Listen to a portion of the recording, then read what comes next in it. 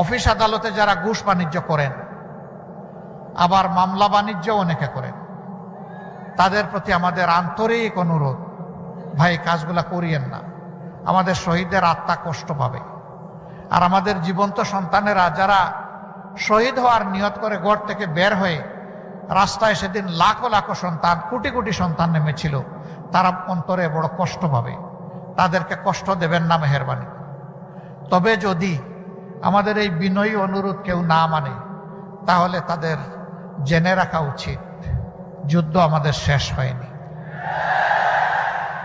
আমাদের সন্তানেরা স্লোগান দিচ্ছে এখনো, আবু সাইদ মুগ্ধ, শেষ হয়নি যুদ্ধ।